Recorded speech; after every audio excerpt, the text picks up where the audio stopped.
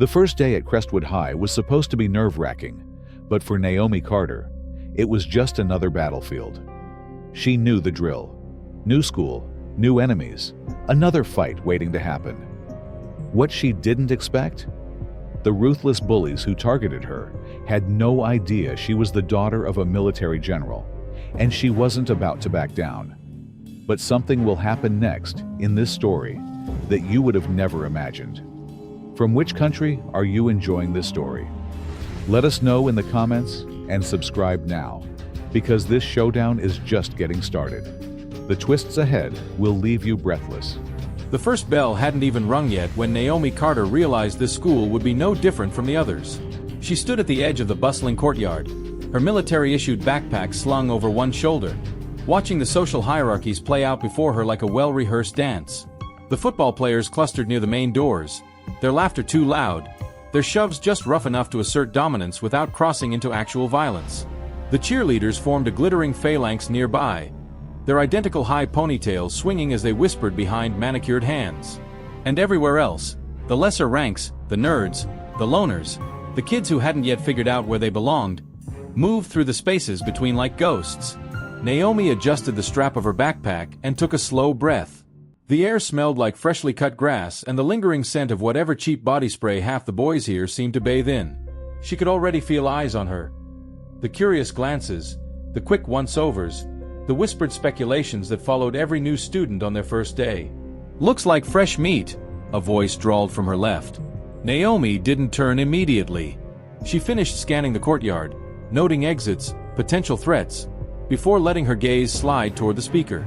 Three girls stood in a loose semicircle, their designer clothes and perfectly contoured faces marking them as the apex predators of this particular jungle. The one in the center, a blonde with icy blue eyes and a smirk that probably made teachers sigh in resignation, was clearly the leader. "I'm Mackenzie," the blonde said, as if this was information Naomi should treat as a gift. "And you are?" Naomi considered her options. She could play nice, could try to blend in. But 16 years as a military brat had taught her one unshakable truth. Predators could smell weakness. And nothing attracted them faster than someone trying not to be noticed. "Naomi Carter," she said, meeting Mackenzie's gaze evenly. The blonde's perfectly plucked eyebrows rose slightly.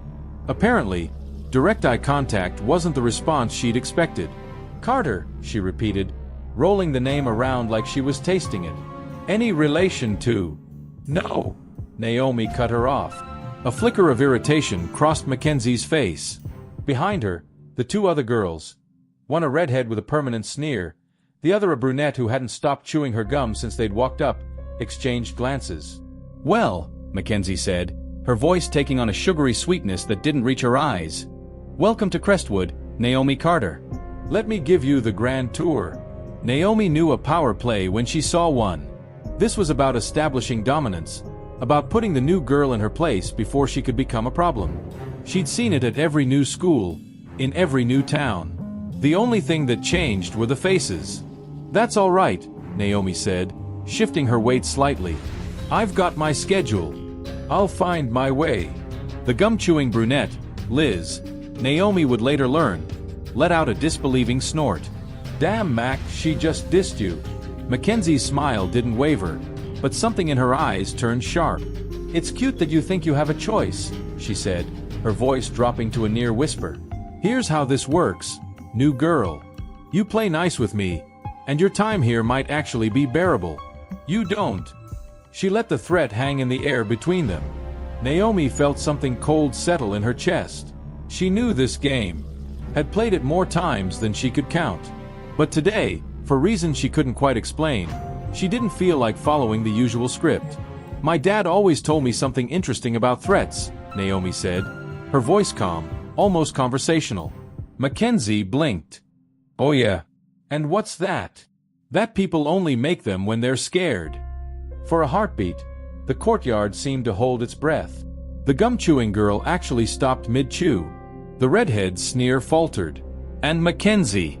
Mackenzie's perfect mask slipped just enough for Naomi to see the anger beneath.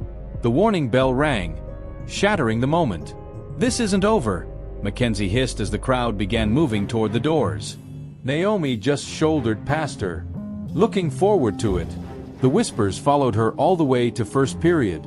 Lunch was worse. Naomi had chosen a table near the back of the cafeteria, close enough to the exits to make a quick escape if needed, but far enough from the main crowds to avoid drawing attention. Or so she'd thought. She just unwrapped her sandwich when the shadow fell across her table. Oops! The tray hit her lap with calculated precision, sending a wave of lukewarm spaghetti and red sauce cascading over her jeans. The cafeteria noise dimmed as dozens of heads turned toward the spectacle. Naomi looked up slowly. Liz stood over her, the brunette's face split in a grin that showed too many teeth. Behind her, Jess, the redhead, was already pulling out her phone, no doubt ready to capture whatever humiliation came next. "Oh no," Liz drawled, her voice dripping with false sympathy. "Did I do that?" Laughter rippled through the nearby tables. Naomi could feel the heat of dozens of eyes on her, waiting to see how she'd react. Would she cry? Run to the bathroom? Maybe go tell a teacher and cement her reputation as a snitch? Naomi set what was left of her sandwich down carefully. Then she stood, the ruined tray clattering to the floor. "You've got 3 seconds to apologize," she said, her voice low but carrying. Liz's grin widened. "Or what, army brat? You gonna cry to daddy?" Naomi didn't blink. 1. The laughter around them faltered. 2. Liz's confidence wavered. She glanced back at Jess, who had stopped filming, her expression uncertain. "THR. Sorry," Liz blurted, the word bursting out of her like a popped balloon. The cafeteria went dead silent. Naomi nodded once. Then she stepped around Liz, heading for the bathroom to clean up. She didn't need to look back to know Mackenzie was watching from across the room, her blue eyes burning with a promise of retaliation. As Naomi pushed through the cafeteria doors, a voice stopped her. "Hey!" A boy leaned against the lockers, his dark eyes tracking her with an expression she couldn't quite read.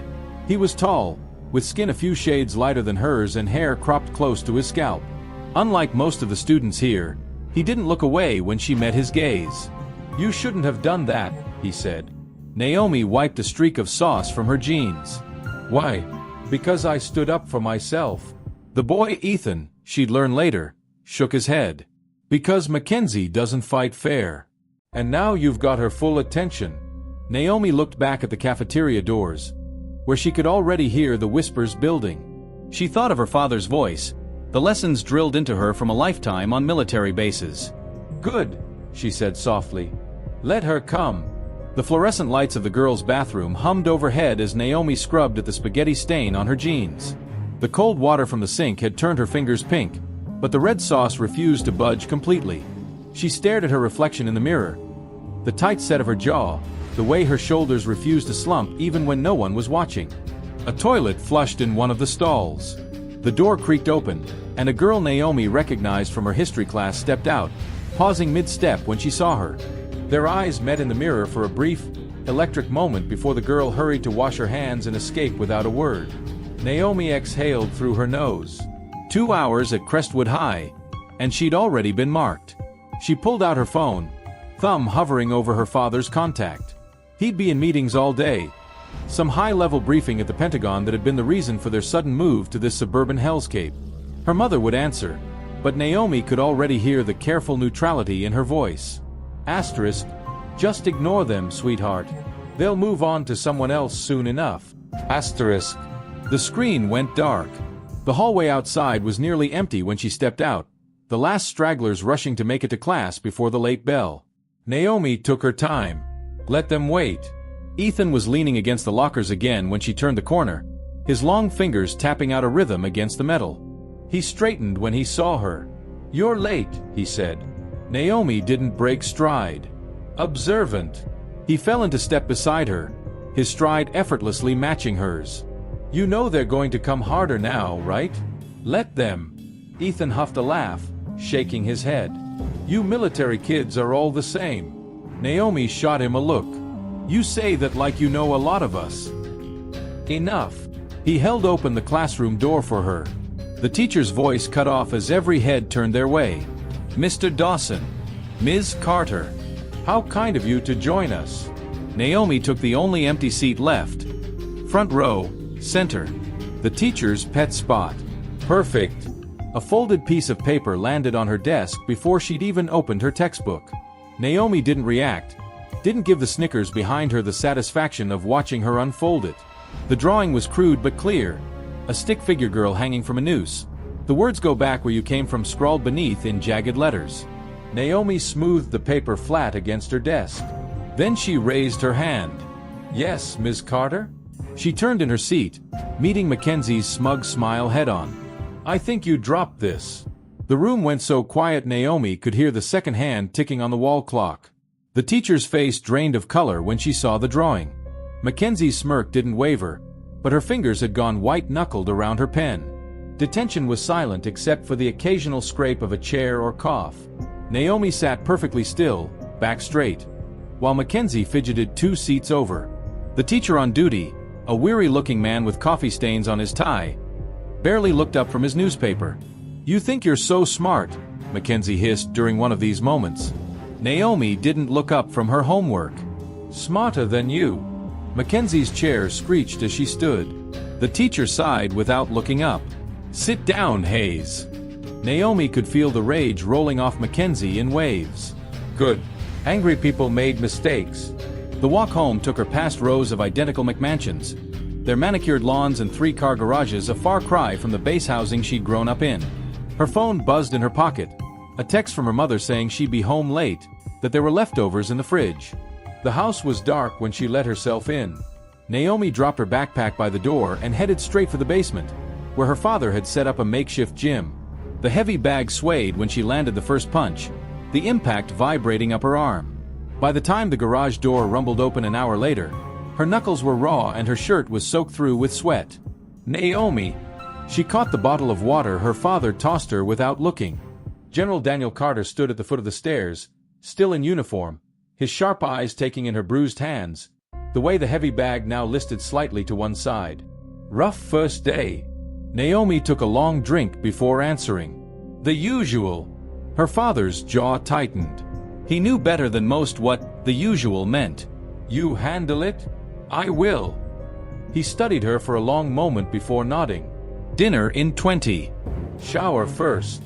Naomi was halfway up the stairs when his voice stopped her. "Your mother doesn't need to know." She didn't smile. Didn't need to. Some conversations between soldiers didn't require words. The hot water did little to ease the tension coiled in her shoulders. Naomi scrubbed at the last traces of spaghetti sauce still clinging to her skin, the events of the day playing on a loop behind her eyes. Her phone buzzed on the counter. A notification from an app she barely used. Someone had tagged her in a post. The image loaded slowly. A Photoshop picture of her face superimposed on a porn star's body. The caption crude and to the point. The comments were worse. Naomi set the phone down carefully. Then she reached for her laptop. Mackenzie Hayes had made one critical mistake. She'd assumed Naomi Carter was just another military brat who would take the abuse and move on. But General Daniel Carter hadn't raised a victim. He'd raised a strategist. The glow from Naomi's laptop screen cast sharp shadows across her face as her fingers flew over the keyboard. The house was silent except for the occasional creak of settling beams and the distant hum of the refrigerator. Her parents had gone to bed hours ago, trusting her to do the same. Naomi cracked her knuckles and leaned closer to the screen. Crestwood High's student portal had laughable security, a fact she confirmed within 15 minutes of starting her investigation.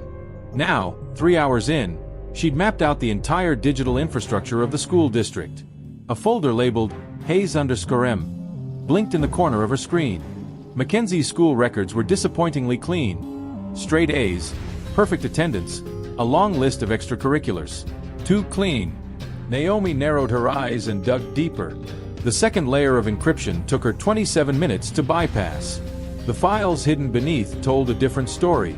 Detentions for bullying, all mysteriously expunged. A suspension for cheating on a chemistry final that had somehow disappeared from her record. And then there were the emails. Dozens of them between Principal Yates and someone named R. Hayes, discussing disciplinary matters and donations to the athletic fund. Naomi's lips curled. She'd seen this before. Money and influence greasing the wheels, smoothing over the rough edges of spoiled kids who'd never faced real consequences. She minimized the school files and opened a new browser tab. Social media was always more revealing than official records. Mackenzie's Instagram was a carefully curated highlight reel, pool parties, designer clothes, the occasional artsy black and white shot of her looking pensively into the distance. But Naomi wasn't interested in the front-facing profile.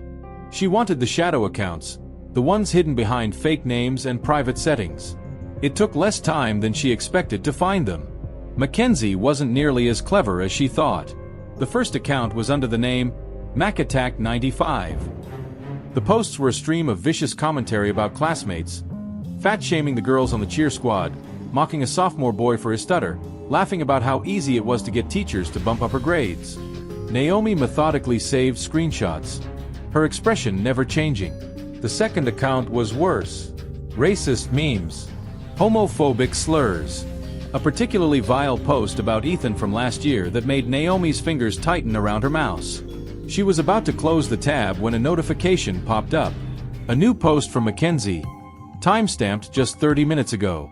Asterisk, who's the bitch now? Enjoy your 15 minutes, new girl. Clock's ticking. Asterisk. Attached was the photoshopped image from earlier, along with a string of laughing emojis from what looked like half the junior class. Naomi sat back in her chair, rolling her shoulders. The digital trail was useful, but she needed more. Physical evidence. Leverage. Her eyes drifted to the window. The Hayes family lived in the gated community on the west side of town. She'd heard Mackenzie bragging about it in the cafeteria. A 15-minute bike ride, maybe less if she took the back roads. The clock on her desk read 1:17 a.m. Naomi changed into black sweatpants and a dark hoodie, lacing up her running shoes with quick, efficient movements. She paused at her dresser, considering, then pulled open the bottom drawer. The lockpick set was tucked beneath a stack of folded shirts, a gift from her father's head of security last Christmas. For emergencies, he'd said with a wink. She slipped the tools into her pocket along with her phone and a small flashlight. The window in the basement opened without a sound, the cool night air rushing in as she climbed out. The streets were empty at this hour. Naomi kept to the shadows, her bike tires whispering against the pavement. The gated entrance to the Hayes neighborhood was manned by a single security guard half asleep in his booth. She bypassed him easily, cutting through a gap in the hedges she'd spotted on Google Maps earlier. The Hayes mansion loomed at the end of a cul-de-sac, its sprawling facade lit by tasteful landscape lighting. Naomi crouched behind a neighbor's SUV, studying the property. No visible security cameras. No dogs. Just a standard alarm system keypad visible through the glass panel beside the front door. She was halfway across the lawn when a light flicked on in an upstairs window. Naomi froze, pressing herself against the side of the house. The window was cracked open, and Mackenzie's voice drifted out clearly. "Don't care what Daddy says. She needs to learn her place." Another voice responded, too muffled to make out. Naomi edged closer, her back against the rough brick. The second voice became clearer, deeper, male. "Not worth the trouble, Mac. Just ignore her." "Like hell I will." There was the sound of something slamming down. "Did you see what she did to Liz today? And now the whole school's talking about how she stood up to me." A pause. Then the male voice again, lower now. "You want me to handle it?" Naomi's breath caught. Mackenzie laughed. "God, no. I want to watch her break." Slowly, the conversation shifted to something about a party this weekend, and Naomi took the opportunity to slip away, circling around to the back of the house. The patio doors were locked, but the kitchen window above the sink was slightly ajar. She boosted herself up onto the ledge, wincing as the aluminum frame groaned under her weight. The window gave another inch, then stuck. Naomi pulled the flashlight from her pocket and shined it briefly inside. The kitchen was spotless, gleaming stainless steel and marble counters. A set of keys hung on a hook by the door. Next to them, a small bowl held what looked like spare change, and Naomi's pulse jumped. A USB drive with a Crestwood High keychain. She reached through the window, her fingers stretching toward the bowl. The USB was just out of reach. Naomi shifted her weight, leaning further in. Her fingertips brushed the edge of the bowl. A car door slammed out front. Naomi dropped back to the ground, pressing herself flat against the foundation as headlights swept across the backyard. An engine idled for a long moment before cutting off. Footsteps crunched on gravel, coming around the side of the house. Naomi held her breath as a man's silhouette passed within 10 feet of her hiding spot. He paused, and for one heart-stopping second, she was sure he'd seen her. Then his phone rang. "Hayes." His voice was sharp, authoritative. "Yeah, I just got back. No, the deal's still on. The school board won't be a problem." He disappeared inside through the front door, and Naomi exhaled slowly. She gave it 5 full minutes before moving again. The USB drive was still there, glinting in the moonlight. This time, Naomi didn't hesitate. She grabbed the edge of the bowl and pulled it toward the window, her muscles straining. The USB clattered against the porcelain, and she snatched it up before it could fall. She was halfway back to her bike when the first raindrops hit. By the time she reached home, the storm was in full force, thunder shaking the windows as she slipped back into her room. The USB drive was plain black, unmarked. Naomi plugged it into her laptop, her fingers hovering over the keyboard. The folder that opened contained 3 files. The first was a spreadsheet labeled Donations. The second, a series of emails between Principal Yates and Richard Hayes discussing special arrangements for certain students. The third file was a video. Naomi clicked play. The footage was shaky, clearly shot on a phone. It showed a dimly lit room, a basement, maybe, where a group of boys in Letterman jackets surrounded a smaller figure slumped in a chair. Ethan. His face was bloody, one eye swollen shut. One of the boys, a blonde senior Naomi recognized as the quarterback, was laughing as he held up a phone. "Say it again, Dawson." "Nice and clear this time." Ethan spat blood on the floor. "Go to hell, Preston." The quarterback's smile vanished. He nodded to someone off camera, and a moment later, Ethan jerked violently as something metal touched his side. Naomi's hand flew to her mouth. The taser crackled again, and Ethan's body convulsed, a strangled cry tearing from his throat. The video cut off abruptly. Naomi sat frozen, the rain pounding against her window. The timestamp on the file was from last spring. She closed the laptop with a quiet click. Tomorrow, she'd figure out what to do with this. Tonight, she needed to think. The storm raged on as Naomi lay in bed, staring at the ceiling. Somewhere across town, Mackenzie Hayes slept soundly, unaware that her family's secrets were no longer safe. And somewhere else, Ethan Dawson carried scars no one could see. Naomi turned onto her side, watching the lightning flash through the gaps in her blinds. Clocks ticking. Mackenzie. The alarm blared at 6 a.m. sharp. Naomi silenced it with a practiced flick of her wrist before the second tone could sound. She lay still for a moment, listening to the quiet hum of the house. Her father's muffled voice downstairs already on a conference call, the distant clatter of her mother preparing breakfast. The USB drive sat on her nightstand where she'd left it. Naomi picked it up, turning it over in her fingers. The Crestwood High logo stared back at her, innocuous. She dressed quickly, black jeans, a plain gray t-shirt, her usual combat boots. The drive went into the small inner pocket of her backpack, safely tucked between the pages of her chemistry notebook. Downstairs, General Carter stood at the kitchen counter, his uniform immaculate as he scrolled through something on his tablet. He glanced up when Naomi entered. "Sleep well." Naomi poured herself a glass of orange juice. "Well enough." Her father's eyes lingered on her for a second too long. He knew something was off, he always did, but he didn't press. "Your mother left early. There's eggs in the fridge if you're hungry." Naomi shook her head. "I'll grab something at school." The drive to Crestwood High was silent, the only sound the steady patter of rain against the windshield. Naomi watched the suburban streets blur past, her fingers tapping an absent rhythm against her knee. Her father pulled up to the curb, shifting into park. "You sure you're all right?" Naomi reached for the door handle.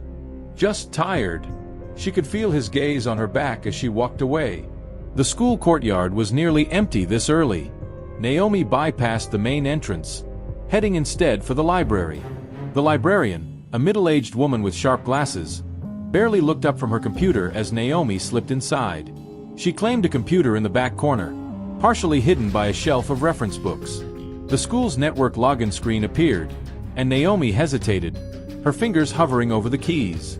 A shadow fell across the desk. Figured I'd find you here. Ethan stood beside her, his arms crossed. Dark circles bruised the skin beneath his eyes, and his usual easy posture was gone, replaced by something tense and coiled. Naomi minimized the screen. What do you want? Ethan pulled out the chair beside her and sat. You were at the Hayes house last night. A cold prickle ran down Naomi's spine. She kept her face blank. That's a serious accusation. I saw you. His voice dropped to a whisper. I was walking home from work when you cut through the park. Nearly called out to you, but then I saw where you were headed. Naomi studied him. The tight set of his jaw, the way his fingers twitched against his thighs. Why were you following me? I wasn't. Ethan leaned closer. But I know what Mackenzie's capable of.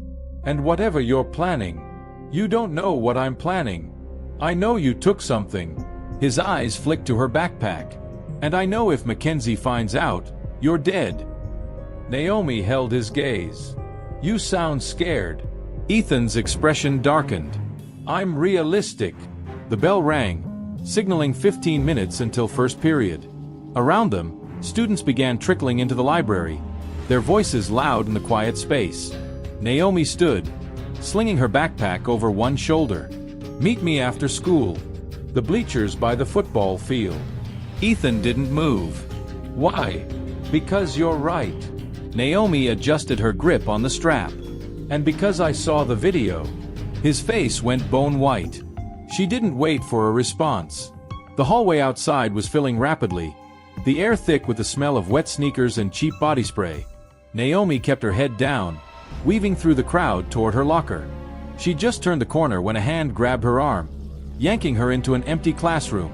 The door slammed shut behind her. Liz stood with her back against the door, her usual smirk replaced by something colder. Jess hovered nearby, her phone already out and recording. Mackenzie wants to talk to you, Liz said. Naomi shook off her grip. Tell her to make an appointment. Jess snorted. Funny. Real funny. Liz stepped closer. See, here's the thing. Mac's been real patient with you. Gave you chances. But after what you pulled yesterday, she shook her head. Game over. Naomi didn't blink. Is that supposed to scare me? No. Liz smiled, all teeth. This is. She reached into her pocket and pulled out a photo. Naomi's stomach dropped. It was her father in full dress uniform, standing beside the president at some official function. The photo was crisp, clearly taken from a government website. We did our homework too, Liz said softly. Imagine what happens if certain pictures start circulating. Certain rumors. She tilted her head. How long do you think your dad's career lasts if word gets out his daughter's a thief? Naomi's hands curled into fists at her sides. You don't know what you're playing with. Liz pocketed the photo. Oh, I think I do. And here's how this is going to go. You're going to give back whatever you stole. And then you're going to transfer schools. Quietly. She leaned in. Or General Daddy loses everything. The second bell rang. Liz pushed off the door, brushing past Naomi like she was nothing. Think about it. The door clicked shut behind them. Naomi stood frozen, the weight of the USB drive burning a hole in her backpack. They'd made their move. Now it was her turn. The rain had stopped by the time final bell rang, leaving the football field slick and shining under the afternoon sun. Naomi sat on the top row of bleachers, her backpack resting beside her. The USB drive weighed heavy in her pocket. Below, the football team ran drills, their shouts and the sharp crack of pads echoing across the empty stadium. Preston Hayes, Mackenzie's older brother and Crestwood's star quarterback, barked orders at the defensive line. Even from this distance, Naomi could see the resemblance. The same sharp jawline, the same arrogant tilt to his head. A shadow fell across the bleachers. Ethan climbed the steps two at a time, his breath coming fast like he'd run here. He dropped onto the bench beside her, his knee bouncing. You shouldn't have gone there, he said without preamble. Naomi kept her eyes on the field. You saw the video. Ethan's hands clenched into fists. That was months ago. And Preston's still walking around like nothing happened. She turned to face him. You never told anyone. His jaw worked. Who was I supposed to tell? His dad's on the school board. Mine cleans their pool. The bitterness in his voice was sharp enough to cut. Naomi studied the fresh bruise blooming along his knuckles. Not from the video, but recent. You're still fighting. Ethan tucked his hands under his thighs. Not by choice. Below them, Preston threw a perfect spiral downfield. The receiver caught it effortlessly, jogging into the end zone. The coach's whistle blew, signaling the end of practice. Naomi waited until the team began filing toward the locker room before speaking again. Mackenzie knows I took something.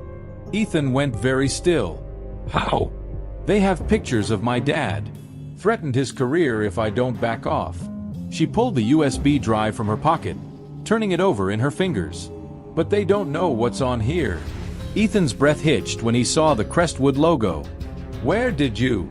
Her house. Naomi met his gaze. There were emails between Principal Yates and Richard Hayes. They've been covering things up for years. The color drained from Ethan's face. He looked down at the field where Preston was laughing with his teammates, clapping them on the back like they were brothers. What are you going to do with it? Naomi slipped the drive back into her pocket. First, I need to know what really happened that night. The wind picked up, sending a plastic bag skittering across the track. Ethan's shoulders hunched forward, his voice so low she almost missed it. I caught Preston cheating on a calculus test. Threatened to tell the teacher. He rubbed his bruised knuckles absently. Next thing I know, I'm getting invited to a team party. Walked right into it like an idiot. Naomi watched Preston disappear into the locker room, his laughter trailing behind him. Who else was there? Whole varsity team. A couple of seniors filmed it. Ethan's throat worked. They told me if I ever said anything, they'd send the video to my little sister. Make sure she saw what happened to snitches. The pieces clicked into place. The Hayes family didn't just have money, they had power. Enough to make problems disappear. Enough to keep victims quiet. Naomi stood abruptly. Come on. Ethan blinked up at her. Where? We're taking a field trip. The walk to the administration building was quiet. Ethan kept glancing over his shoulder like he expected Preston to come barreling around every corner. Naomi moved with purpose, her back straight, her expression giving nothing away. The front office was nearly empty when they arrived. Just the school secretary typing away at her computer and a bored-looking security guard flipping through a magazine. Naomi walked right up to the counter. We need to see Principal Yates. The secretary didn't look up. Do you have an appointment? No. Naomi leaned forward, lowering her voice. But I think he'll want to talk to us. Tell him it's about the Hayes family. That got her attention. The secretary's fingers stilled over the keyboard. Her eyes flicked to Ethan, then back to Naomi. Wait here. She disappeared down the hall, her heels clicking against the tile. Ethan shifted closer to Naomi. This is a bad idea, he muttered. Naomi didn't respond. Principal Yates appeared moments later, his expression carefully neutral. He was a tall man with thinning hair and a suit that looked 2 sizes too big. Naomi Carter, he said, forcing a smile. Ethan, what can I do for you? Naomi met his gaze evenly. We'd like to report an assault. The smile slipped. Yates glanced at the secretary, then gestured toward his office. Why don't we discuss this privately? His office was exactly what Naomi expected. Awards lining the walls, framed photos with local politicians, a sleek laptop open on his desk. The nameplate read, Principal Daniel Yates, in gold letters. Yates closed the door behind them. Now, what's this about? Naomi pulled the USB drive from her pocket and set it on his desk. Evidence of Preston Hayes and members of the varsity football team assaulting Ethan Dawson last spring. Yates didn't touch the drive. His fingers drummed against the desk blotter. That's a serious accusation. It's on video, Naomi said, along with emails between you and Richard Hayes discussing how to cover it up. The room went very still. Yates' face turned an unhealthy shade of red. He leaned forward, his voice dropping to a whisper. Listen very carefully. The Hayes family owns half this town. They donate more money to this school in a year than your father makes in 5. His eyes flicked to Ethan. And no one is going to take the word of a troubled kid with a history of fighting over the star quarterback. Ethan flinched like he'd been struck. Naomi didn't blink. "You're right." She reached into her backpack and pulled out a second USB drive, a copy she'd made that morning. "Good thing we have proof." Yates' jaw tightened. "What do you want?" "First, Preston and everyone involved get expelled. Criminal charges filed." Naomi counted off on her fingers. "Second, Ethan gets a full scholarship to any state college of his choice. Third, you resign." The principal laughed. A sharp, ugly sound. "You're delusional." Naomi stood. "We're leaving now. You have 24 hours to decide." She turned toward the door, Ethan following close behind. "And if I don't?" Yates called after them. Naomi paused, her hand on the doorknob. "Then the video goes public, along with the emails. And I make sure every news outlet from here to DC knows exactly how Crestwood High protects its students." The walk back to the parking lot was silent. Ethan's hands shook at his sides. "They're going to come after you," he said when they reached the bike racks. Naomi swung her backpack over her shoulder. "Let them." Ethan grabbed her arm. "I'm serious. You don't know what these people are capable of." She looked down at his hand. The bruised knuckles, the scars from that night. "I do now." The sound of squealing tires cut through the afternoon quiet. A black SUV screeched to a halt in front of them, the windows tinted dark. The passenger window rolled down. Mackenzie leaned across the seat, her blue eyes blazing. "Get in," she snapped. "We need to talk." Naomi didn't move. "We're done talking." Mackenzie's smile was all teeth. "Oh, we're just getting started." The back door swung open. Preston Hayes sat inside, his football jersey stretched tight across his shoulders. In his hand was a phone, and on the screen, a live feed of Naomi's house. Her father stood in the driveway, talking to two men in dark suits. "See," Mackenzie said sweetly, "while you were playing detective, I made a few calls." She tilted her head. "How long do you think your dad keeps his security clearance once certain people start asking questions?" Naomi's blood ran cold. Ethan stepped forward. "Mackenzie, don't." Preston silenced him with a look. "Stay out of this, Dawson." Mackenzie waved the phone. "Tick-tock. Carter. Either you hand over every copy of whatever you stole, or I press send." Naomi's fingers tightened around the USB drive in her pocket. She'd miscalculated. Badly. The Hayes family didn't just control the school. Their reach extended far beyond Crestwood. And now her father was in the crosshairs. The SUV's engine purred. Waiting. Mackenzie tapped her nails against the door. "Well." Naomi took a breath. Then she reached for the door handle. Ethan grabbed her wrist. "Don't." She shook him off. "I don't have a choice." The last thing she saw before the door slammed shut was Ethan's face.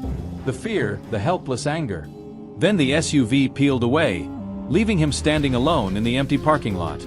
Mackenzie turned in her seat, her smile triumphant.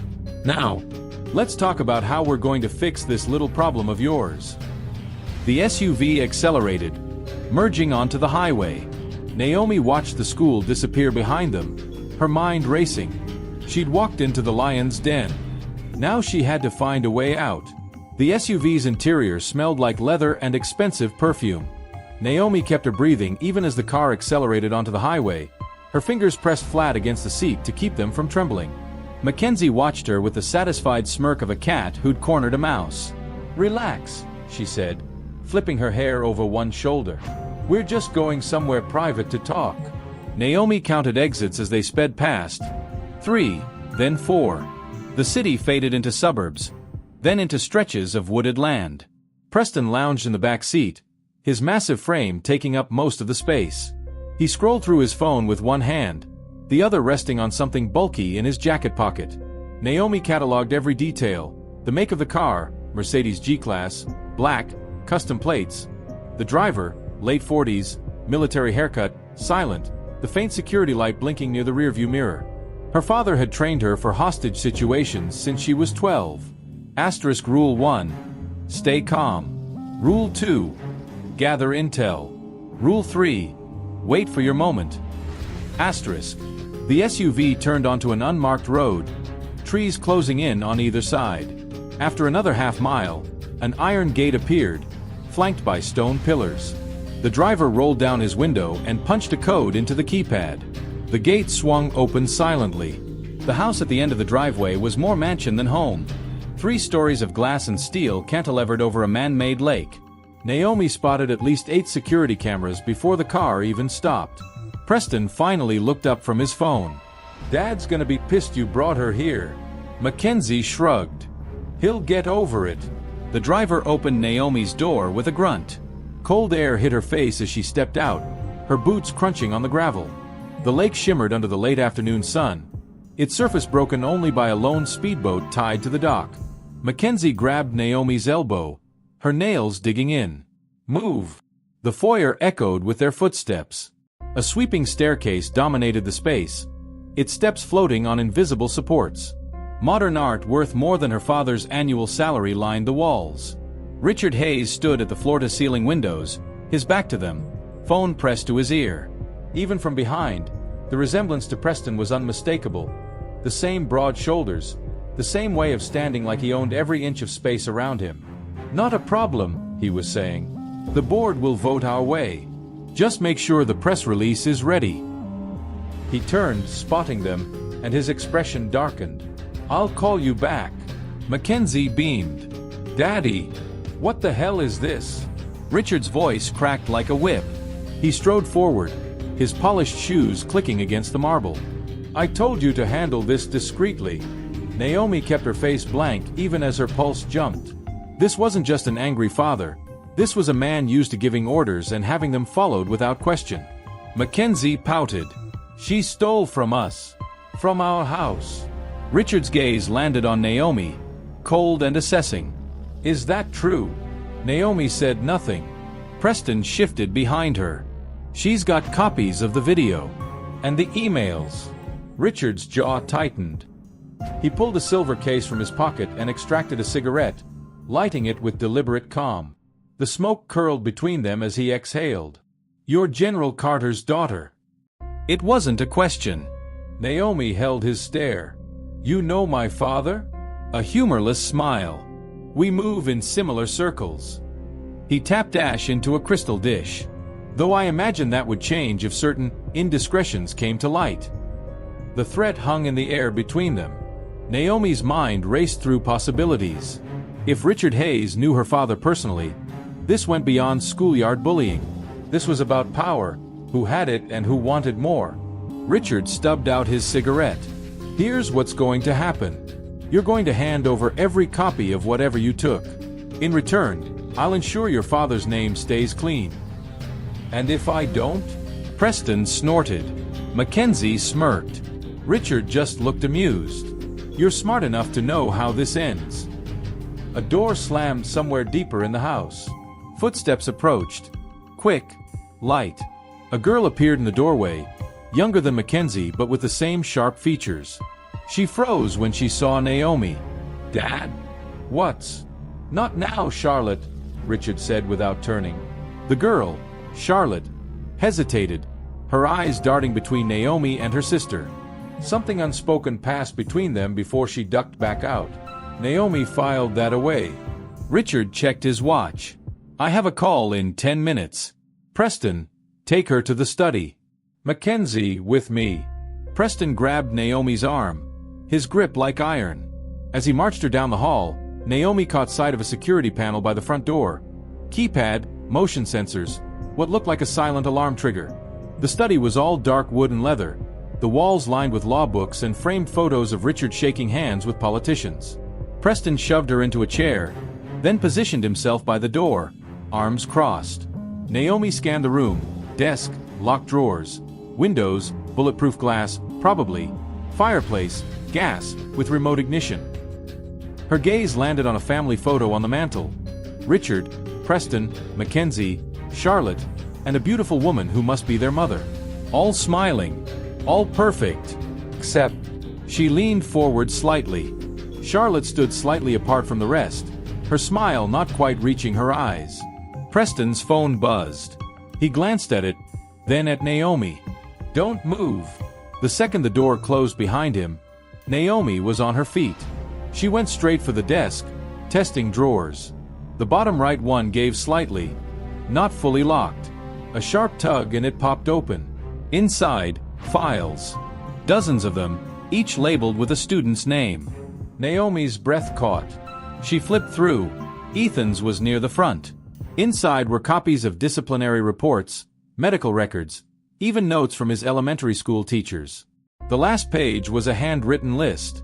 Asterisk, Dawson, Ethan, father, maintenance, mother, deceased, sister, Crestwood Middle, vulnerabilities, temper, financials, sister's safety. Asterisk. Her stomach turned. This wasn't just bullying. This was a dossier. Footsteps in the hall.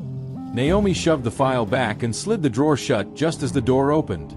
Charlotte stood there, a glass of water in her hand. She set it on the desk, her voice barely above a whisper. "You should take the deal." Naomi studied her. The way her fingers trembled slightly, the bruise-like shadows under her eyes.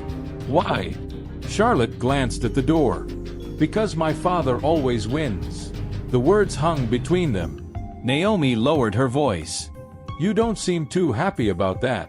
Something flickered in Charlotte's eyes. Fear, maybe, or anger. Before she could respond, the door swung open. Richard Hayes stood there, his expression unreadable. "Charlotte, out." The girl fled without another word. Richard closed the door softly behind her. When he turned back to Naomi, he held a phone in one hand. The screen showed a live feed of her father's office at the Pentagon. "Last chance," he said. "Your father's career for my files." Naomi's fingers curled around the edge of the chair. Every instinct screamed to fight, but the image of her father, unaware, vulnerable, froze her in place. Richard smiled. "Smart girl." The door burst open before he could continue. Charlotte stood there, her face pale. "Dad, the police are here." Richard's head snapped up. "What?" Naomi heard it then.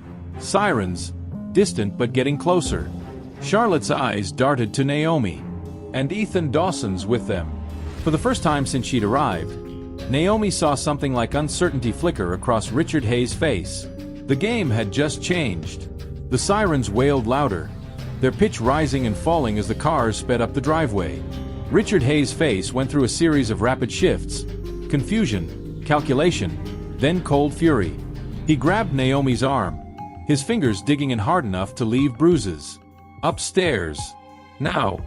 He dragged her toward a hidden panel near the bookshelves, pressing his palm against what looked like part of the wood grain. A section of the wall slid open with a soft hiss, revealing a narrow staircase. Naomi dug in her heels. "Not happening." Richard's smile was all teeth. "You think those cops have a warrant?" He shoved her toward the opening. "By the time they do, you'll be long gone." Behind them, Charlotte stood frozen in the doorway, her eyes wide. The first police cruiser screeched to a halt outside, its lights painting the walls in pulsing blues and reds. Naomi made her decision in a heartbeat.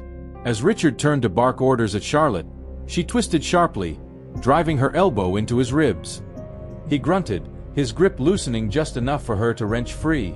She sprinted for the door, but Richard recovered faster than she'd anticipated. His hand closed around the back of her shirt, yanking her backward. Naomi stumbled, her knees hitting the hardwood as the first shouts came from outside. "Charlotte!" Richard snapped. "The safe!" The girl hesitated for a fraction of a second, just long enough for Naomi to see the conflict in her eyes, before darting to the desk. Naomi didn't wait to see what she was after. She rolled sideways, kicking out at Richard's knee. The satisfying crunch of impact was drowned out by the front door slamming open. "Police!" Everyone on the ground. Chaos erupted. Richard released Naomi to face the officers pouring into the study, his hands raised in a show of cooperation. Naomi scrambled back as Ethan burst in behind the cops, his face bloody, his shirt torn. "You okay?" he gasped, hauling her up. Naomi nodded, her eyes scanning the room. "Where's Charlotte?" The girl had vanished. So had whatever she'd taken from the desk. Outside, more sirens joined the first. A uniformed officer cuffed Richard, reading him his rights in a monotone. Naomi watched as the mask of power finally slipped, revealing the man beneath. Just another rich guy caught in his own web. Ethan tugged her toward the door. "We need to go." "What?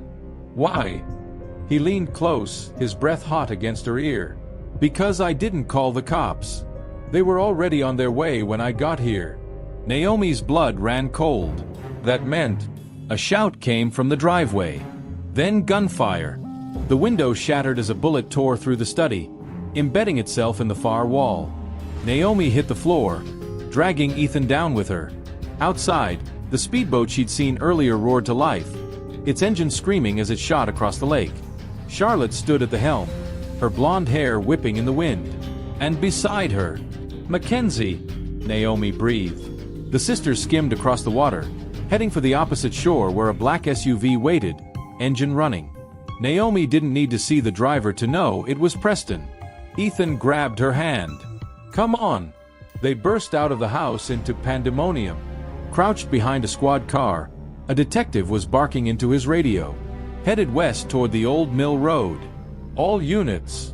Naomi yanked Ethan toward the tree line. "We'll never catch them on foot." His grip tightened. "I know where they're going."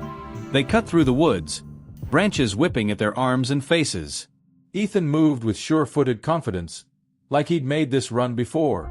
Naomi followed, her mind racing. The Hayes siblings had planned this. The police raid had spooked them, but they'd had an exit strategy ready. And Charlotte, quiet, nervous Charlotte, had been in on it. The trees thinned abruptly, spitting them out onto a gravel road. An ancient pickup truck sat rusting in the tall grass, its windshield cracked. Ethan didn't hesitate. He smashed the driver's side window with a rock, reaching in to pop the lock.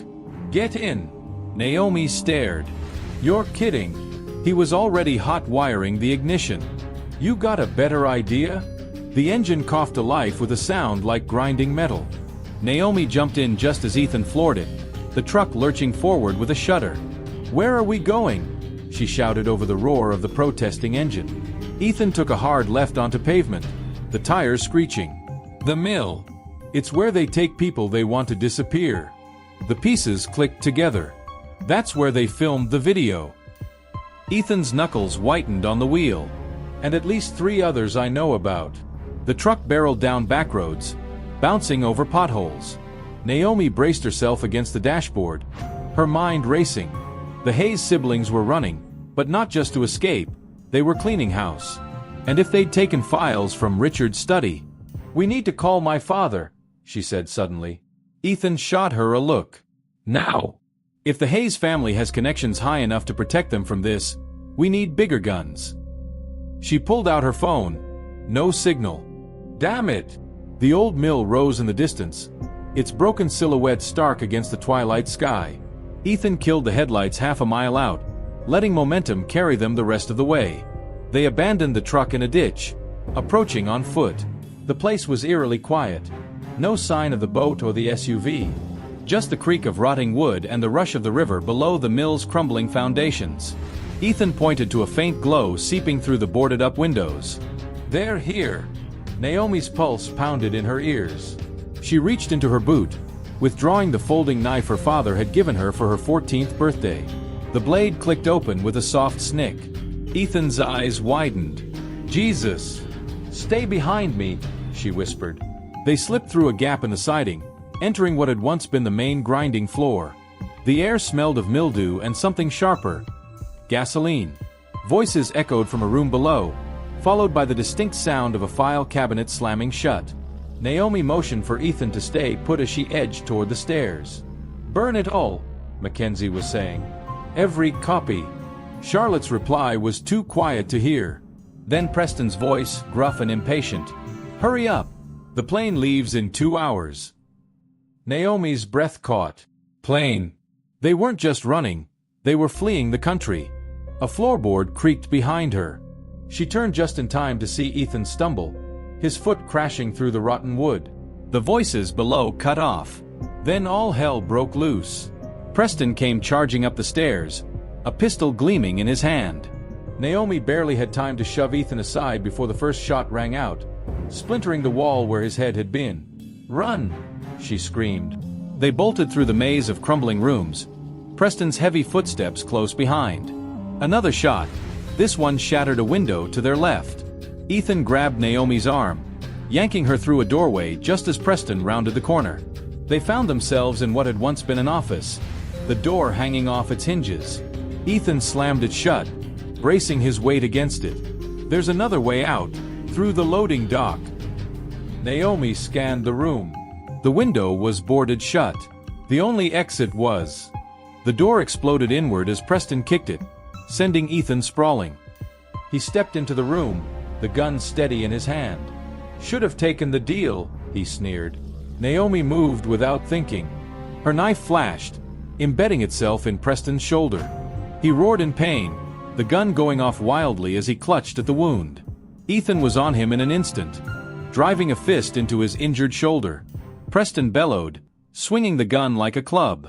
It connected with Ethan's temple, sending him crashing to the floor. Naomi dove for the knife still protruding from Preston's flesh. He caught her by the hair, yanking her head back. "Little bitch," he spat. The gun came up, pressing cold against her forehead. A deafening bang filled the room. Preston stiffened, his eyes going wide. The gun slipped from his fingers as he crumpled to his knees, then face-first onto the floor. Behind him stood Charlotte, a smoking revolver in her shaking hands. Mackenzie appeared in the doorway, her perfect hair disheveled, a duffel bag slung over one shoulder. She took in the scene with widening eyes. "Char? What the hell?" Charlotte turned the gun on her sister. "It's over, Mac." The standoff lasted 3 heartbeats. Then Mackenzie bolted. Naomi didn't hesitate. She snatched Preston's fallen pistol and took off after her, Ethan staggering to his feet behind her. Mackenzie was fast, but Naomi was faster. She tackled her at the top of the loading dock stairs, sending them both tumbling down in a tangle of limbs. They hit the concrete below with a bone-jarring thud. Mackenzie rolled on top, her manicured hands closing around Naomi's throat. "You ruined everything." Naomi drove a knee into her stomach, flipping them over. She pinned Mackenzie's wrists, leaning close. "No," she gasped. "You did that yourself." Sirens wailed in the distance, growing louder. Ethan limped down the stairs, blood trickling from his temple. Behind him, Charlotte stood frozen, the gun still clutched in her hands. Mackenzie thrashed beneath Naomi. "You don't understand. My father is going to prison," Naomi finished. "And so are you." The first police cruiser skidded into the lot, its spotlight blinding. As officers swarmed the building, Naomi finally released Mackenzie, sitting back on her heels. It was over, or so she thought. The police station buzzed with an energy Naomi had never seen before. Officers rushed between desks, phones rang off the hook, and reporters already clustered outside the frosted glass doors, their cameras flashing like lightning through the blinds. Naomi sat on a hard plastic chair in the corner, a scratchy blanket draped over her shoulders despite her insistence that she wasn't in shock. Across the room, Ethan gave his statement to a detective, his voice low but steady. Charlotte Hayes sat alone in the interrogation room, visible through the one-way mirror. She hadn't spoken since they brought her in, just stared at her hands, which were still streaked with her brother's blood. A familiar voice cut through the noise. "Naomi." Her father stood in the doorway, still in full dress uniform, his face unreadable. Naomi stood, suddenly aware of how she must look. Bruised, disheveled, covered in mill dust and dried sweat. General Carter didn't hug her. He didn't even raise his voice. He simply stepped forward and gripped her shoulder, his fingers tight enough to ground her. "You're all right." Naomi nodded. His eyes flicked toward the interrogation room. "And her? She saved our lives." Her father exhaled through his nose, the only sign of the storm beneath his calm exterior. "The Hayes family has friends in very high places. This isn't over." Naomi knew that better than anyone. "Where's Mackenzie?" "Hospital." "Supervised guard." His jaw tightened. Preston didn't make it. She should have felt something, relief, guilt, something. But all she felt was numb. A detective approached, his badge glinting under the fluorescent lights. "General Carter? We need to speak with your daughter." Her father stepped slightly in front of her. "She's given her statement. Not about the mill." The detective lowered his voice. "About what we found in Richard Hayes' study." Naomi frowned. "What do you mean?" The detective exchanged a glance with her father before speaking. "Files on over 24 students at Crestwood High. And not just disciplinary records. Medical histories, family backgrounds, weaknesses." Ethan appeared at her side, his face pale. "Blackmail." The detective nodded. "We think the Hayes family has been targeting vulnerable students for years, pressuring them into favors, silencing anyone who spoke out." Naomi's stomach turned. She thought of the video, of Ethan's bruised face. How many others had there been? Her father's phone buzzed. He glanced at the screen, his expression darkening. "I need to take this." As he stepped away, the detective leaned closer. "There's something else. We found a separate folder, just labeled C." Naomi's blood ran cold. What was in it? That's the problem. It was empty when we got there. Charlotte must have taken whatever was inside. Ethan's fingers brushed against Naomi's wrist, a silent warning. She schooled her features. Maybe it wasn't important. The detective wasn't fooled. Or maybe it was important enough to kill for. A commotion at the front of the station cut through the tension. A woman's voice, sharp with authority, cut through the noise. "I'm her attorney. You will not question her further without me present." Naomi turned to see a striking black woman in a tailored suit striding toward the interrogation room, a leather briefcase in one hand. She moved like someone used to being obeyed. The detective sighed. "That's our cue.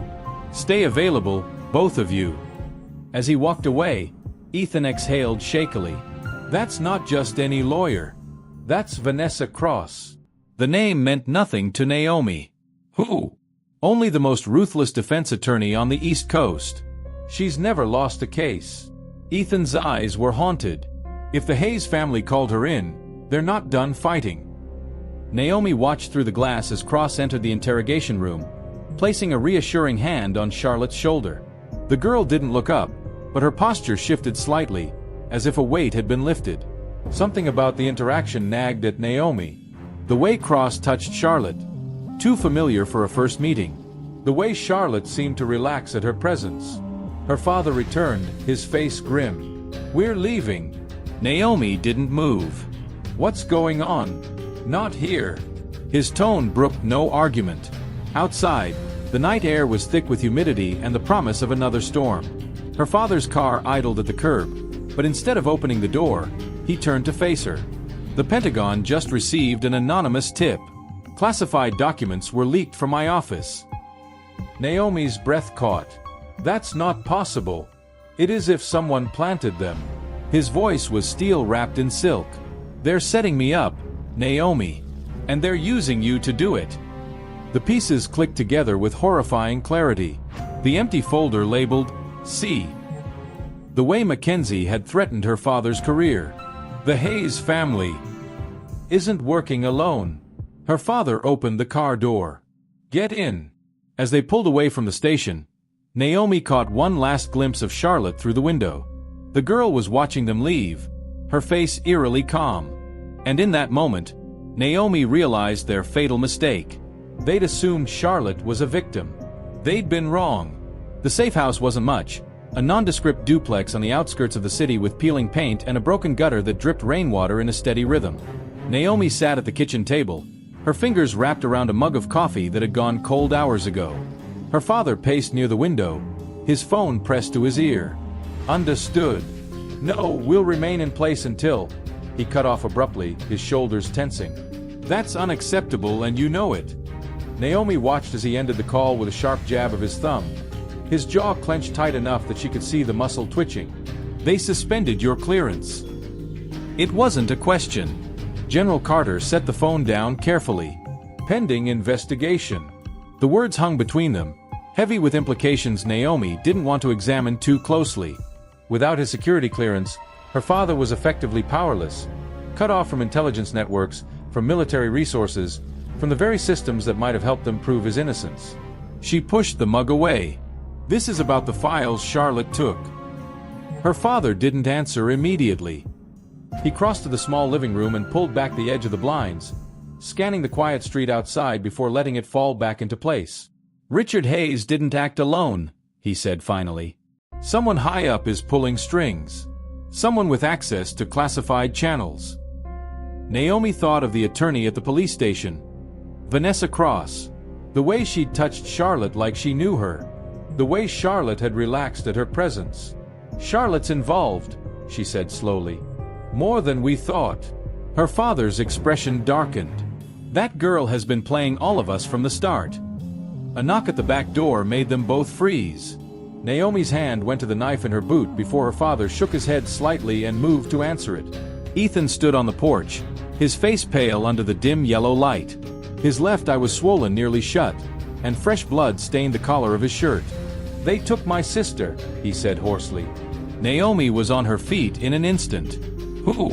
Ethan's hands shook as he accepted the glass of water her father offered. "Don't know.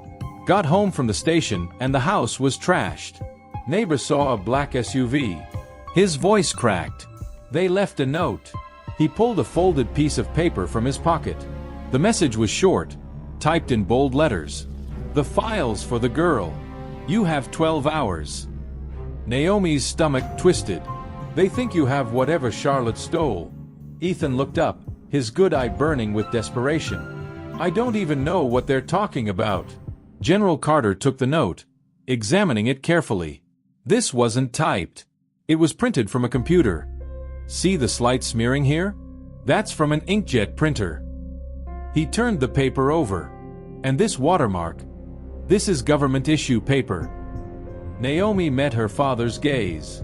"Someone inside is working with the Hayes family." A phone buzzed. Ethan's.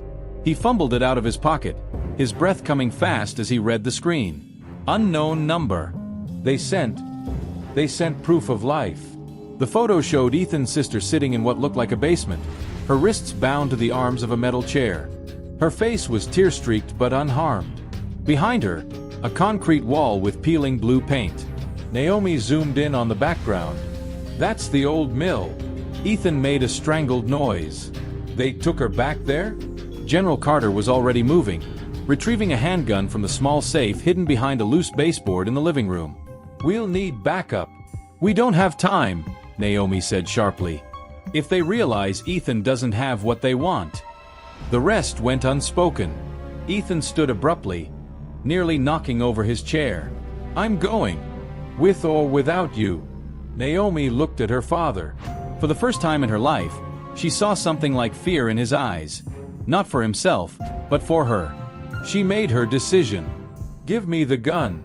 The drive to the mill was tense and silent. Ethan sat in the back seat, his knee bouncing uncontrollably as he stared at the photo of his sister on his phone. Naomi kept her eyes on the road, her fingers tight around the wheel. Her father had insisted on calling in a favor from an old friend at the FBI before they left, but warned it might take hours for help to arrive. Hours they didn't have. The mill loomed ahead, its broken windows like empty eye sockets in the moonlight. Naomi killed the headlights half a mile out, letting the car roll to a stop behind a stand of trees. "New plan," she said quietly. "Ethan and I go in the back way. You take the front." Her father's jaw tightened, but he nodded. 20 minutes. If I'm not inside by then, you get out." Naomi didn't argue. She passed him the gun and slipped out of the car, Ethan close behind. The woods were eerily quiet as they picked their way toward the mill. No owls, no crickets, just the occasional rustle of leaves underfoot. Naomi moved with practiced silence, her senses straining for any sign of danger. Ethan grabbed her arm suddenly, pointing. A lone figure stood guard at the mill's side entrance, a hulking silhouette with what looked like a rifle slung across his back. Naomi pressed a finger to her lips and motioned for Ethan to circle wide. They crept forward, using the undergrowth for cover until they were within 20 feet of the guard. A twig snapped under Ethan's foot. The guard spun, reaching for his weapon. Naomi lunged. Her knife found its mark between the man's ribs before he could shout. He went down hard, his breath coming in wet gasps as she clamped a hand over his mouth. "Where's the girl?" she hissed. The guard's eyes rolled wildly.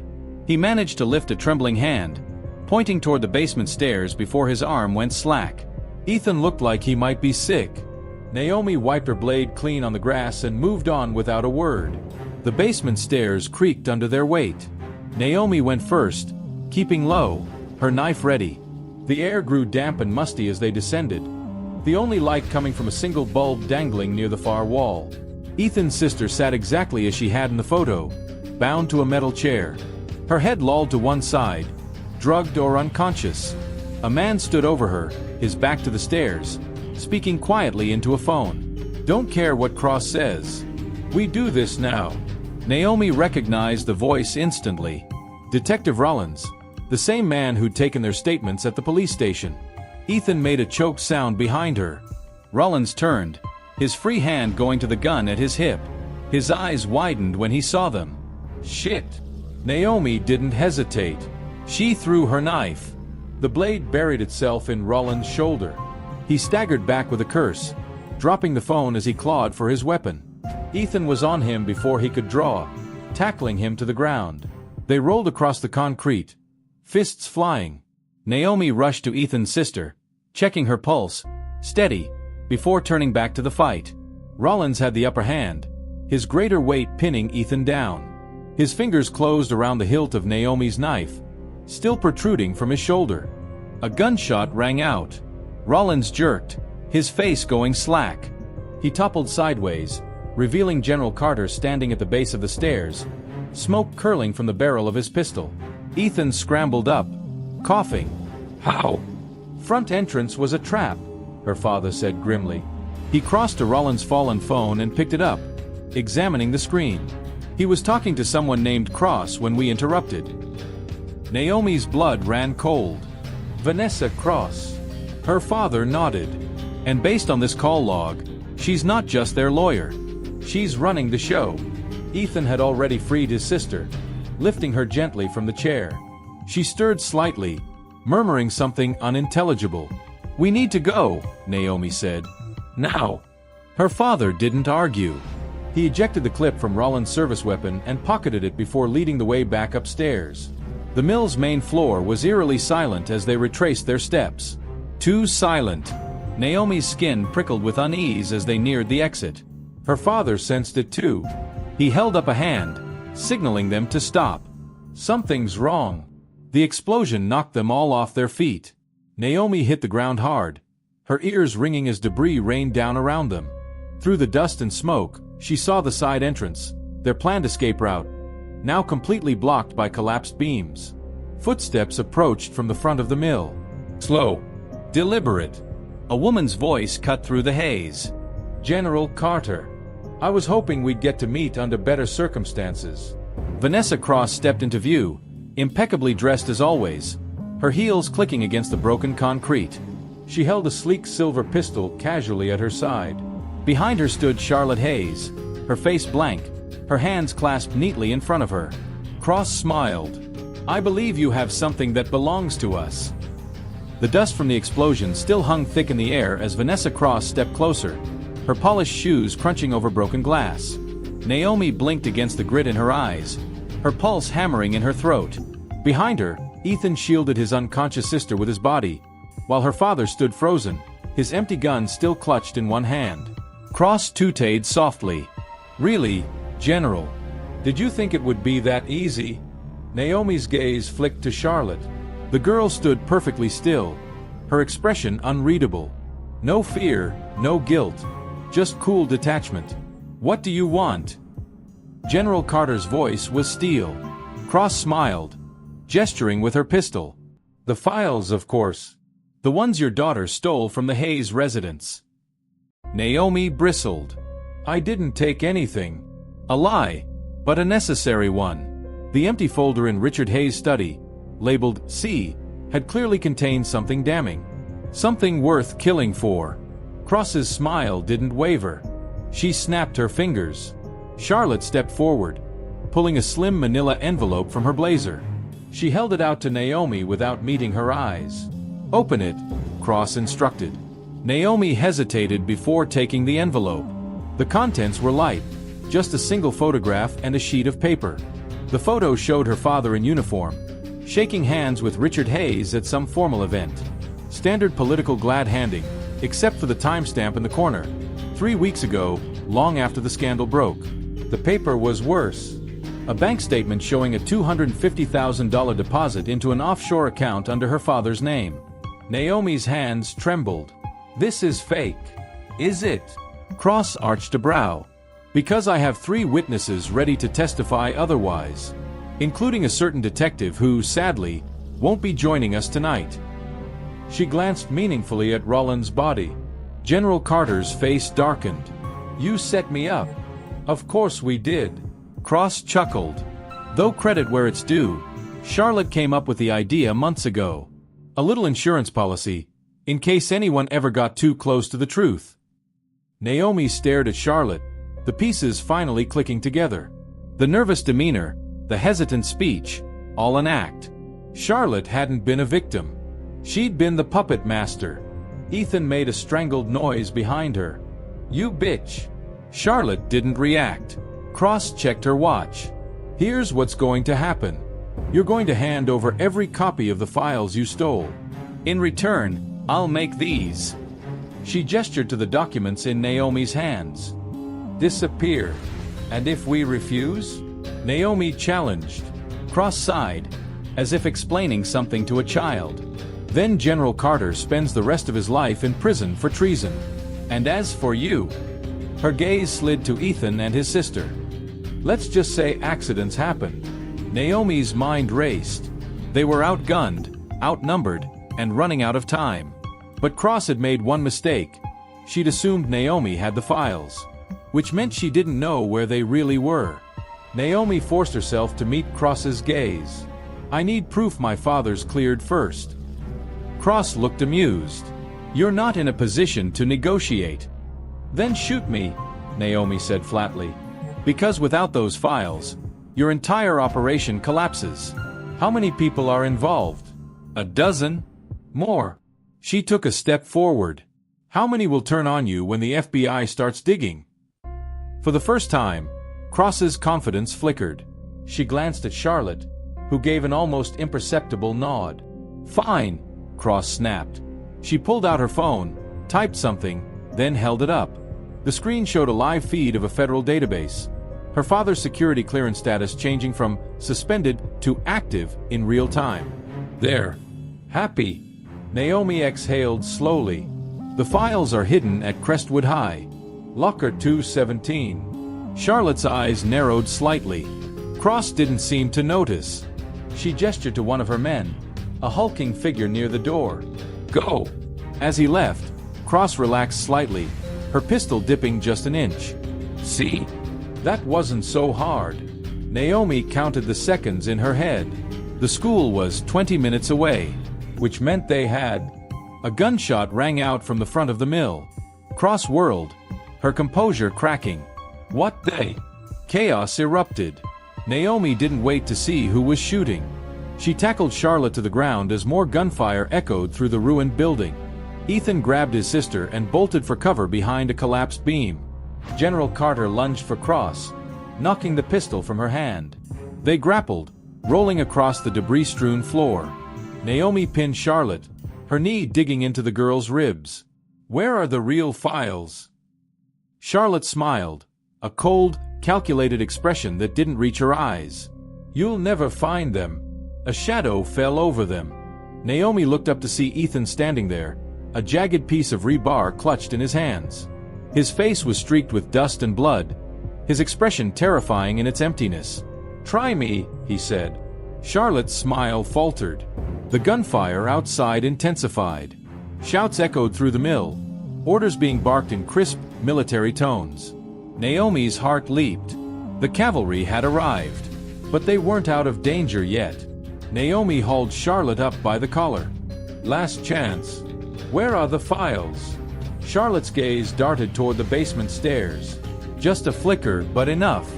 Ethan was already moving. Naomi dragged Charlotte after him, ignoring the girl's protests. The basement stairs groaned under their weight, the single bulb flickering ominously. Ethan kicked open the door Rollins had emerged from earlier. The room beyond was small and windowless, a makeshift office with a dented filing cabinet in one corner. Charlotte stiffened. "Don't!" Ethan yanked the top drawer open. Empty. The second drawer held only a few scattered papers. But the bottom drawer, it was locked. Naomi turned to Charlotte. "Key." The girl clamped her mouth shut. Ethan didn't hesitate. He brought the rebar down on the lock with a deafening clang. Once. Twice. On the third strike, the mechanism gave with a screech of protesting metal. The drawer slid open to reveal a single flash drive. Charlotte made a desperate lunge for it, but Naomi caught her around the waist, slamming her into the wall hard enough to knock the breath from her lungs. Ethan held up the drive, his hands shaking. "This is it." Footsteps pounded down the stairs. Heavy boots, multiple pairs. Naomi tensed, ready for another fight. But it was her father who appeared in the doorway, flanked by two soldiers in tactical gear. "Naomi!" Relief flooded his face. "FBI just breached the perimeter. Cross is in custody." Charlotte made a small, broken sound. Naomi didn't let go. "We found it." Her father took the flash drive, examining it briefly before pocketing it. "Let's go. This place isn't secure." As they climbed the stairs, Naomi caught sight of Cross being led away in handcuffs, her perfect hair now disheveled, her suit jacket torn. The woman spat curses at the agents holding her, her veneer of sophistication completely shattered. Outside, the mill yard was swarming with law enforcement. FBI, local police, even a few uniformed soldiers. Ethan's sister was already being loaded into an ambulance, a medic checking her vitals. Ethan started after her, but Naomi caught his arm. "Wait." She turned to Charlotte, who stood pale and silent between two FBI agents. "Why?" For a moment, she thought Charlotte wouldn't answer. Then the girl lifted her chin, her blue eyes glacial. "Because some people are born to rule," she said softly, "and others exist to serve." The agents led her away before Naomi could respond. Ethan exhaled sharply. "She's insane." Naomi watched Charlotte go, a chill running down her spine. The girl had played them all. Her family, the school, even Cross. And she'd nearly won. General Carter put a hand on Naomi's shoulder. "Come on. Let's go home." As they walked toward the waiting cars, Naomi realized something with sudden clarity. This wasn't over. Charlotte Hayes might be in custody, but the system that created her was still out there. The corruption, the entitlement, the belief that some people were above the law, that didn't disappear with one arrest. Naomi glanced back at the ruined mill, its broken silhouette stark against the dawn sky. They'd won the battle. But the war was just beginning. 3 weeks later, the headlines still blared the story in bold letters. Hayes family scandal rocks Crestwood. Corruption, blackmail, and a fall from grace. Naomi sat on the front steps of her new house, a modest but comfortable place on the other side of town, far from the gated communities and sprawling mansions. The morning sun warmed her face as she scrolled through the latest news article. Richard Hayes was in federal custody, awaiting trial on charges ranging from obstruction of justice to conspiracy. Mackenzie had been shipped off to some distant relative, her social media accounts eerily silent. And Vanessa Cross had cut a deal, trading information for a reduced sentence. But Charlotte... Naomi's fingers tightened around her phone. Charlotte had been remanded to a juvenile psychiatric facility, deemed not criminally responsible, due to an alarming psychological evaluation. The doctors called her a sociopath. The newspapers called her a mastermind. Naomi just called her dangerous. The screen door squeaked open behind her. Her father stepped out, already in uniform despite it being a Saturday. Some habits died hard. "They're ready for you," he said quietly. Naomi stood, brushing off her jeans. "Do I have to?" Her father's expression softened. "It's the last one. Then we're done." The drive to the FBI field office was quiet.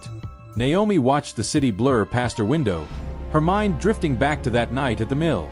The gunfire, the fear, the look in Charlotte's eyes when she realized she'd lost. Special Agent Reyes met them at the security desk, her no-nonsense demeanor tempered by a hint of sympathy. "This won't take long." The interrogation room was smaller than Naomi expected. Ethan already sat at the table, his hands clasped tightly together. He'd cut his hair since the last time she'd seen him, the shorter style making him look older. "You came," he said, relief coloring his tone. Naomi took the seat beside him. "Wouldn't miss it." The door opened, and 2 agents escorted Charlotte in. She looked different in the plain gray jumpsuit, her blonde hair pulled back in a simple ponytail. No makeup, no designer clothes. Just a pale, sharp-faced girl who might have been pretty if not for the emptiness in her eyes. The agents cuffed her to the table and left without a word. Charlotte smiled. "Miss me?" Ethan stiffened. Naomi kept her expression neutral. "We're here to review your statement," she said evenly. "One last time." Charlotte leaned back as far as the cuffs would allow. "Ah yes, the official version." Her gaze flicked to Ethan. "How's your sister, by the way?" Ethan's hands clenched into fists. "Don't. Still having nightmares, I hear." Charlotte's smile widened. "Pity." Naomi kicked Ethan's ankle under the table. A silent warning. Charlotte was baiting them, looking for weakness. For ammunition. "Let's just get this over with," Naomi said. The next hour passed in a blur of questions and carefully worded answers. Yes, Charlotte had orchestrated much of the blackmail scheme. No, Richard Hayes hadn't known the full extent of her activities. Yes, Vanessa Cross had been involved from the beginning. But when they got to the flash drive, the one containing evidence against dozens of powerful people, Charlotte's composure finally cracked. "You'll never find them all," she hissed. "The system is rotten, Naomi. And you can't fix it." Naomi held her gaze. "We already did." Charlotte froze. Ethan leaned forward, a hard smile on his face. "The FBI raided 12 properties this morning, including your little hideaway in the Catskills." Naomi watched as the color drained from Charlotte's face. For the first time since they'd met, the girl looked genuinely shaken. "You're lying," she whispered. Naomi slid a photograph across the table. A warehouse surrounded by federal agents, crates of documents being loaded into evidence vans. Charlotte's breath came faster. "You don't understand what you've done." "No," Naomi agreed, standing. You don't." The agents returned to take Charlotte away. As they let her out, she turned one last time, her blue eyes burning with hatred. "This isn't over," she spat. Naomi didn't respond. Some battles weren't worth fighting. Outside, the sun was high in the sky, the air crisp with the promise of autumn. Ethan walked beside her in silence until they reached the parking lot. "Think she'll ever get out?" he asked finally. Naomi glanced back at the building, at the narrow windows where she knew Charlotte was watching. "Doesn't matter," she said. "We'll be ready if she does." Ethan nodded, shoving his hands in his pockets. "So, what now?" Naomi thought about the new school she'd be starting on Monday. The fresh notebooks in her backpack. The way her father had actually smiled at breakfast that morning. "Now," she said, "we live our lives." And for the first time in a long time, that was enough.